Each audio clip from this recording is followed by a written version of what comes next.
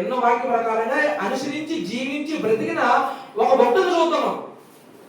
ఏం చేద్దామండి? ఒక భక్తుని చూద్దాం. అలా ప్రవర్తించడం ద్వారా తన జీవితంలో దేవుడు ఎన్ని అద్భుత కార్యాలు చేసాడో చూద్దాం, ఎన్ని మహత్ కార్యాలు చేసాడో చూద్దాం, తన జీవితాన్ని ఎలా మార్చాడో చూద్దాం. ఇలా మనందరూ ఎవరు?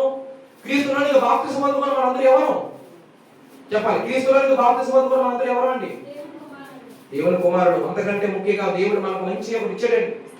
పేతురు మొదటి పత్రిక 2:9 అంటాడు ఆయన, అయితే మీరు చీకటిలో నుండి ఆశ్చర్యకరమైన తన వెలుగులోనికి మిమ్మల్ని పిలిచిన వారి గుణాతిశయమును పరిచయం చేయు నిమిత్తము ఏర్పరచబడిన వంశమును రాజులైన యాజక సమూహమును. అంటే రాజు మనమే, యాజకులు కూడా మనమే. అర్థమైందండి? అంటే మనం చాలా జాగ్రత్తగా ఆలోచించాలి. అంటే మనందరూ దేవుడు మన ఎలా మార్చాడు? చెప్పాలి పిల్లలు, మనం ఎలా మార్చాడు? మనందరూ రాజులో కదా? రాజులో కదా? చెప్పాలి. నేను రాజులో వారు ఒకసారి చేతులు ఆపగలరా? చెప్పాలి. మనందరూ రాజులో రాజులేనా? నేనంటే వాక్యం అంటుందండి, రాజులైన యాజక సమూహం. మనందరూ రాజులు అంటున్నారు. మనం రాజులేనా? మంచిది. ఇప్పుడు మనందరూ రాజులే కనుక ఇప్పుడు ఒక రాజును చూద్దాం. ఏం చేద్దాం? మనందరూ రాజులు కనుక ఒక రాజు వాక్యాన్ని విని తన బ్రతుకుని ఎలా మార్చుకున్నాడో ఇప్పుడు ఆయన ప్రకారంగా విని మనం మార్చుకుంటే మన బ్రతుకులు కూడా చక్కగా మారుతాయి. విషయం లేఖనం సెలవిస్తుంది. చూద్దాం, ఒకసారి చూద్దామా? ఆ రాజు ఎవరు? ఆ రాజు తన బ్రతుకుని ఎలా మార్చుకున్నాడో మనం ఒకసారి చూద్దాం. రాజులు 2వ గ్రంథము లేదా రాజులు 2వ గ్రంథము 21వ అధ్యాయము మొదటి నుంచి మనం చదవగలుగుతున్నా. మొదటి నుంచి మనిషే ఏమని ఆరంభించినప్పుడు 22 చూద్దాం. 22 చదువుతాం. 22 అధ్యాయం. యోషియా ఏమని ఆరంభించినప్పుడు 8 ఏళ్ల వాడే యెరూషలేమునందు 31 సంవత్సరములను అతను ఏలాడండి. ఎవరండి? యోషియా ఎన్ని సంవత్సరాలు ఆరంభించాడండి? 8వ సంవత్సరమేనా?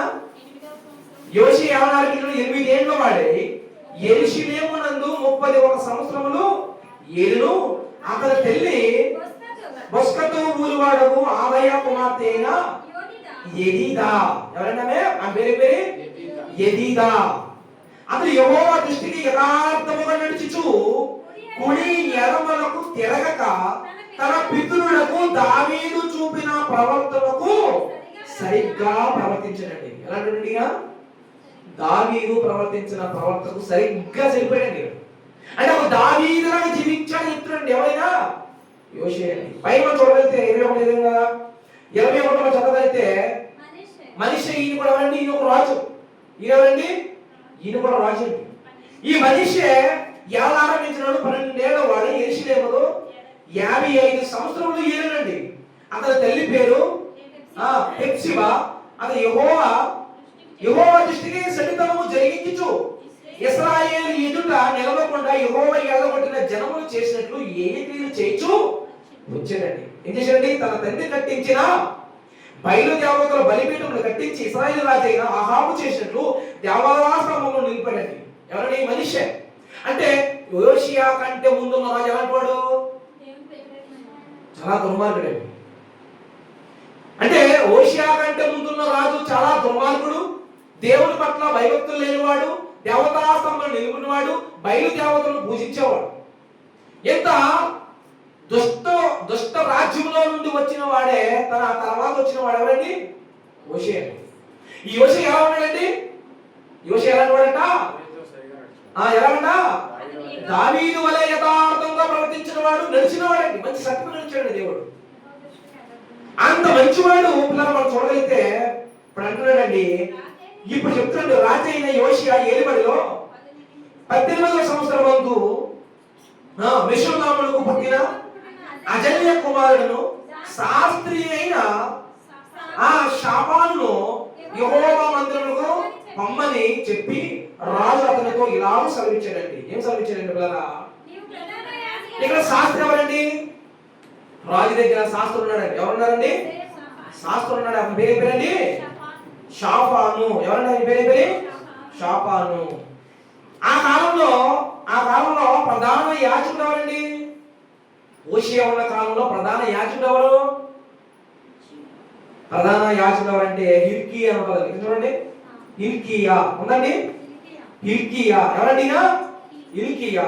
ఇప్పుడు ఇదంతా మనం చదివితే మనకి టైము సరిపోదు కనుక ఈ 22, 23 అధ్యాయం చదివితే మనకి ఆయన చరిత్ర మనకు అర్థమవుతుంది. హోషేయ నేను చెప్తాను పూర్తిగా పిల్లరా. ఈ హోషేయ గారు ఏం చేస్తారంటే ఆయనకు ఏమనుకున్నాడంటే ఇశ్రాయేల్ మందిరం అంతా ఏమవుద్ది? ఇశ్రాయేల్ మందిరం అంతా కూడా పిల్లల దావీదు తన కుమారుడు సొలొమోను కట్టించిన మందిరం అంతా ఏమైపోతే చిన్నాభిన్నం అయిపోతుంది. దావీదుకి గురి ఏమైపోతుందండి? చిన్నాభిన్నం అయిపోయి పిల్లల ఆ మందిరం ఎవరూ కూడా పట్టించుకోరు. ఆ పట్టించుకునేసరికి మరి ఈ హోషేయ మరి ఎవరిని పిలిచాడంటే శాస్త్రి అయిన షాఫాను పిలిచి నువ్వు వెళ్ళి ఎవరు చెప్పు? ప్రధాన యాజకుడైన హిల్కీయాతో చెప్పు. హిల్కీయాతో చెప్పి ఏం చెప్పమన్నాడండి? ఏం చెప్పమన్నాడు? ఏమన్నాడు చూడండి. ఇప్పుడు యెహోవా మందిరపు పనికి అధికారులై పని జరిగించే వారి చేతికి ఆ ద్రవ్యమును అప్పగించిన తర్వాత యెహోవా మందిరి శిథిలమైన స్థలములను బాగు చేయుటకై యెహోవా మందిరపు పని చేయు కూలి వారికి వారి దాన్ని నీయవలననియో వడ్ల వారికి శిల్పకారులకును కాసే పని వారికి మందిరమును బాగు చేయుటకై మానులు లేని చెక్కిన రాళ్ళనేమి కొనుడుకును ఈవలనని తెలియజెప్పుము. అంటే ఇప్పుడు మందిరాన్ని చాలా చక్కగా ఆయన ఏం చేద్దాం అనుకుంటున్నాడు? బాగు చేద్దాం అనుకుంటున్నాడండి హోషేయ. దేవుని మందిరాన్ని బాగు చేసే ఒక రాజు వచ్చాడండి. ఒక రాజు ఎలా ఆలోచిస్తున్నాడంటే దేవుని మందిరాన్ని బాగు చేయాలి, దేవుని చిత్తానుసారంగా నడవాలి, ప్రజలందరూ ఒక మంచి మార్గంలో నడిపించాలని హోషేయ ఆలోచించాడండి. అప్పుడు ఆ అధికారులు నమ్మకస్తులని వారి చేతికి అప్పగించిన ద్రవ్యం వచ్చి వారి వద్ద లెక్క పుచ్చుకొనుకుంటుంది. అంటే వాళ్ళందరూ నమ్మకస్తులండి. ఆ మందిరము ఖర్చు పెట్టే వాళ్ళందరూ నమ్మకస్తులని వారి దగ్గర లెక్కలు అడగలేదు. అంతలో ప్రధాన యాజకుడైన హిల్కీయా యెహోవా మందిరమందు ధర్మశాస్త్రము నాకు దొరికినని షాఫాను శాస్త్రితో చెప్పి ఆ గ్రంథమును షాఫానుకు అప్పగించెను. ఏం చేశాడండి? అంటే యెహోవా ధర్మశాస్త్రం దొరికిందండి. ఎక్కడ చెప్పాలండి? ఎక్కడ దొరికిందండి? దేవుని మందిరంలో ధర్మశాస్త్రం దొరికిందంటే చూడండి. దొరకడం ఎంత దౌర్భాగ్యం అండి. యెహోవా ధర్మశాస్త్రం నిజానికి ఎవరి దగ్గర ఉండాలి? రాజు దగ్గర ఉండాలండి. రాజుల చేతిలో నుండి రాజు తర్వాత రాజుగా మారుతూ ఉండాలి. ఎందుకు? తన ప్రజలను ఏలుతున్నవారు రాజులే కనుక ఈ రాజు దగ్గర అది ఉండాలి కనుక రాజు దగ్గర ఉండమని ఎక్కడ ఉంది? ఇప్పుడు ఇది ఆ ధర్మశాస్త్రం మందిరంలో ఎక్కడ పడింది? శిథిలమైపోతే మందిరం అంతా శిథిలమైపోతే ఆ శిథిలాలన్నీ తీస్తుంటే ఆ కర్రలు కానీ అవన్నీ కూడా తీస్తున్నప్పుడు అది ఎక్కడో మూల ఏంటండి? ఎవరు దొరికిందండి? పిల్లరా? ప్రధాన యాజకుడైన హిల్కీయాకు దొరికిందండి. అది ఈ హిల్కీయాకు దొరికితే ఆ హిల్కీయా ఒకడే లోపలికి వెళ్ళాడు. ఆ పరివారందరికీ ద్రవ్యం ఇచ్చాడు. ఆ ఇచ్చిన తర్వాత ఆ మందిరంలో ధర్మశాస్త్రం దొరికింది. ఆ ధర్మశాస్త్రం తెచ్చి ఎవరు ఇచ్చాడు? రాజు అయిన శాస్త్రి దగ్గర ఉన్న శాస్త్రికి ఎవరికి? షాఫానుకి ఇచ్చాడండి. ఇప్పుడు ఆ షాఫాను ఏం చేశాడు? చెప్పాలండి. అతడు దానిని చదివి రాజునకు తిరిగి వచ్చి మీ సేవకులు మందిరమందు దొరికిన ద్రవ్యము సమకూర్చి యెహోవా మందిరపు పని విషయంలో అధికారులై పని జరిగించు వారి చేతికి అప్పగించిరని వర్తమానం తెలిపి యాజకుడైన హిల్కీయా నాకు ఒక గ్రంథం అప్పగించినని రాజుతో చెప్పి గ్రంథమును రాజు సముఖమునందు చదివెను. ఏం చేశాడండి? గ్రంథాన్ని ఏం చేశాడండి? ఏ గ్రంథం అది? యెహోవా ధర్మశాస్త్రం. యెహోవా ధర్మశాస్త్రము చదువుతున్నాడండి. ఇప్పుడు యెహోవా ధర్మశాస్త్రం ఎవరు చదువుతున్నారు? చెప్పాలి. ఎవరు చదువుతున్నారండి? శాస్త్రి అయినా షాఫాను చదువుతున్నాడు. ఎవరి ముందు? రాజు ముందు చదువుతున్నాడండి. ఇప్పుడు రాజు ముందు యెహోవా ధర్మశాస్త్రము చదువుతున్నాడండి. ఈ ధర్మశాస్త్రం చదువుతున్నప్పుడు చూడండి ఒకసారి 11 వచనం.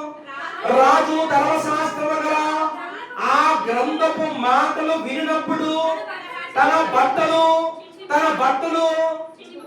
ఎందుకు చెప్పుకున్నాడు? చెప్పాలి. యెహోవా ధర్మశాస్త్రము చదువుతున్నప్పుడు అంట ఆయన ఏం చేసిండ రాజు తన బట్టలు చింపేసుకున్నాడట. కారణం ఏంటి చెప్పాలండి? అంటే ఎందుకు చింపేసుకున్నాడు? ఎందుకు చింపేసుకున్నాడో మనకు అర్థం కావాలి. అంటే నా పితరులందరూ కూడా దేవుడు ఉండాల్సిన స్థానంలో వాళ్ళు బయలు దేవతలను ఉన్నత స్థలముల మీద వారు దేవి దేవతలను పెట్టి ఏం చేస్తున్నారు? వాళ్ళు పూజిస్తున్నారనే విషయము ధర్మశాస్త్రంలో కనబడుతుందిలారా. అలా కనబడుతున్నప్పుడు ఆయన ఏమైపోయాడు?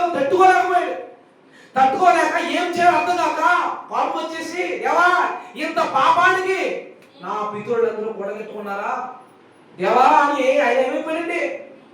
నేసించిపోయి ధీరత్వం కలిగి పిల్లరా తన భర్తను ఏం చేస్తున్నాడు? చింపేసుకున్నాడు. ఏం జరిగింది తర్వాత? రాజు యాజకుడైన హిల్కీయాను, షాఫాను కుమారుడైన అహీకామును, మీకాయ కుమారుడైన అక్బోరును, షాఫాను శాస్త్రిని, ఆషయాను రాజ సేవకులలో ఒకరిని పిలిపించి ఆజ్ఞాపించినది ఏమనగా ఆజ్ఞాపించేసాడండి. అంటే అతను విన్నాడు, ఆ ధర్మశాస్త్రం విన్నాడు. విన్న ధర్మశాస్త్రం ఏం చేయకూడదు? విన్న ధర్మశాస్త్రాన్ని నా ఒక్కడికే కాదు, ఇదంతా ఎవరు తెలియాలి? ఇప్పుడు నా రాజ్యంలో నా చేత ఏమబడుతున్నావు నా పిల్లలందరికీ తెలియాలి, నా ప్రజలందరికీ తెలియాలి. ఇంత ఘోరానికి కూడుకున్న నా పితరులందరూ కూడా ఎంత పాపం చేశారు, ఈ పాపం నా రాజ్యంలో జరగడానికి వీలు లేదని పిల్లరా అందరినీ పిలిపించేశాడు. అందరినీ పిలిపించి ఏం చేస్తున్నాడు?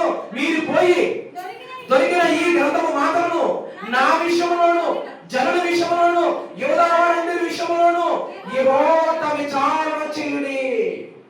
ఏమన్నాడండి? యెహోవా విచారణ చేయమన్నాడండి. ఇప్పుడు యెహోవా విచారణ చేయాలని ఎవరు కావాలి? చెప్పాలి. యెహోవా విచారణ చేయాలని ఎవరు కావాలి? ఇప్పుడు యాజకుడు కాదు. ఆ టైంలో ఎవరు ఉండేవాడు? ప్రవక్త ఉండేవాడు. ప్రవక్తతో విచారణ చేయాలి. ఇప్పుడు ప్రవక్త చెప్తేనే కానీ దేవుడు ఏం మాట్లాడుతున్నాడు ఎవరు చెప్పలేదు. ఇప్పుడు ప్రవక్తతో డైరెక్ట్ ఎవరు మాట్లాడుతున్నారు? దేవుడే మాట్లాడతారు. అందులో దేవుడు మాట్లాడేవాడు కాదు. ఇప్పుడు ఒక ప్రవక్త కావాలి. ఇప్పుడు ఆ ప్రవక్త ఎవరంటే పిల్లరా ఆ టైంలో ఓషియా కాలంలో ఉన్న ప్రవక్త ఎవరంటే హుల్దా. ఎవరంటే హుల్దా అండి. ఆమె ఎవరు? ఒక స్త్రీ ఒక ప్రవక్త్రిగా ఉంది. ఆ ప్రవక్త దగ్గరికి వెళ్ళారండి. చూడండి వెళ్ళారా? ఎవరండి ఇప్పుడు? చదవండి. ఎన్ని వచ్చినండి? 14గా. కాబట్టి యాజకుడైన హిల్కీయా, అహీకామును, అక్బోరును, షాఫానును, ఆషయాను ప్రవక్తయగు హుల్దా యొద్దకు వచ్చి ఈమె వస్త్రశాలకు అధికారియగు అర్షషుకు పుట్టిన తెక్వాము కుమారుడైన షల్లూమునకు భార్య యెరూషలేములో 2వ భాగమందు కాపరస్తురాలై ఉండును. ఈమె యొద్దకు వచ్చి వారు మాట్లాడగా ఈమె వారితో ఇట్లను, మేము నా యొద్దకు పంపిన వారితో ఈ మాట తెలియజెప్పుడి. ఎవరు పంపించారు ఈ మాట? ఎవరు పంపించారు నా యొద్దకంటే? రాజు పంపించారు కదా. ఇప్పుడు రాజు చెప్పండి ఈ మాట. ఎవరు చెప్పారు మాట? ఇప్పుడు ఇది యెహోవా సెలవిచ్చినది ఏమనగా అంటే ఎవరు చెప్పారు? యెహోవా చెప్పారు. యెహోవా సెలవిచ్చినది ఏమనగా యూదా రాజులు చదివించిన గ్రంథంలో రాయబడిన కీడంతటిని ఏదియూ విడిచిపెట్టకుండా, అంటే ఒక కీడు రాబోతుంది అని ధర్మశాస్త్రం రాయించాడు. ఆ ధర్మశాస్త్రం చదివిన కీడంతా కూడా ఎవరు చదివారు? ఓషియా చదివాడు. ఈ కీడంతా ఎలా తప్పించుకోవాలో నువ్వు ప్రవక్త దగ్గర విచారణ చేయని చెప్పిన మాట ఇప్పుడు ప్రవక్త ఎవరుస్తున్నాడు? ఏమంటాడు? ఈ స్థలం మీదకి దాని కాపురస్తుల మీద నిరూపించును. ఈ జనులు నన్ను విడిచి ఇతర దేవతలకు ధూపములు వేయించు తమ సకల కార్యముల చేత నాకు కోపం పుట్టించి ఉన్నారు గనుక నా కోపం ఆరిపోకుండా ఈ స్థలం మీద రగులు పడుచున్నది. యెహోవా వద్ద విచారణ చేయుటకై మిమ్మల్ని పంపిన యూదా రాజులకు ఈ మాట తెలియపరచుడి. ఏమంటాడండి? ఆమె ఏమంటుందండి? ప్రవక్త ఏమంటుంది? యూదా రాజు చెప్పండి అయ్యా ఏమైపోయారు? వారు ఇతర దేవతలను పూజిస్తున్నారు. ఇతర దేవతలు పూజిస్తే దేవుడికి ఏమైపోయింది? కోపం వచ్చేసినట్లా. కోపం వచ్చేసింది, మంట రేగిపోయింది దేవునికి. ఈ మాట చెప్పండి. ఏమన్నాడు? ఇశ్రాయేలు దేవుడైన యెహోవా సెలవిచ్చినది ఏమనగా ఈ స్థలము పాడగుననియు దాని కాపరస్తులు దూషణాస్పదము మగుదురనియు నీ చెప్పిన మాటను నీవు అంగీకరించి మెత్తని మనసు కలిగి యెహోవా సన్నిధిని దేనత్వము ధరించి నీ బట్టలు చింపుకొని నా సన్నిధిని కన్నీళ్లు కాచితివి గనుక నీవు చేయు మనవిని నేను అంగీకరించి ఉన్నాను. దేవుని స్తోత్రం. ఏమన్నాడండి ఇక్కడ ప్రవక్త? ఏమంటుందండి? నువ్వు నిజముగా నీ బట్టలు చింపుకొని దేవుని యందు దీన మనసు కలిగి కన్నీళ్లు విడిచావు. నువ్వు కన్నీళ్లు విడిచావయ్యా. నువ్వు కన్నీళ్లు విడిచినందుకు ఏం చేస్తున్నాడు చెప్పండి? కన్నీళ్లు విడిచినందుకు ఏం చేస్తున్నాడు? దేవుడు మనం ఆలకించాడు. అంటే ఇక్కడ హోషేయ చూసి మనం ఏం నేర్చుకోవాలి? ఇప్పుడు హోషేయ చూసి మనం ఏం నేర్చుకోవాలి అంటే ధర్మశాస్త్రం చదివినప్పుడు ఏమైపోయాడంటే ఆయన తనలో ఉన్న పాపం ఏదైతే ఉందో ఏమైపోయాడు? ఒప్పేసుకున్నాడండి. ఒప్పేసుకున్నాడు, పక్క సిప్పేసుకున్నాడు. దేవా ఎంత పాపం నేను చేస్తున్నానా, ఎంత పాపం చేస్తానా పితరులు అని ఒప్పేసుకున్నాడు. ఏమైపోయింది? తన మందిరం ఎలా ఉంది? దేవుని మందిరం శిథిలమైపోయింది. దేవుని మందిరం ఎలా ఉందండి? దేవుని మందిరం ఎలా ఉందండి? శిథిలమైపోయిందండి. దేవుని మందిరం శిథిలమైపోయింది. అలాంటి మందిరాన్ని తిరిగి కట్టాలనుకున్నాడు, తిరిగి నిర్మించాలనుకున్నాడు హోషేయ. అంత ధ్యేయంతో కలిగి దేవుడి ముందు ప్రార్థన చేస్తే ఆ ప్రార్థన దేవుడు ఏమన్నాడట? నేను అంగీకరించి ఉన్నాను, నేను నిన్ను నీ పితరుల యొద్ద చేర్చుదును, నీవు నెమ్మది నొందిన వాడివే సమాధి తెచ్చుదును, నేను ఈ స్థల మీదికి రప్పింపబోవు కీడును నీవు నీ కన్నులతో చూడనే చూడవు. ఇదే యెహోవా వాక్కు. అంతటా వారు ఈ వర్తమానం రాజు వద్దకు తెచ్చిరి. అంటే ఇప్పుడు హోషేయ దేవుడి మాట విని దేవుడి మాట ప్రకారంగా జీవించి అనుసరించి నడుస్తానని తన దేవుని ఎదుట తీర్మానం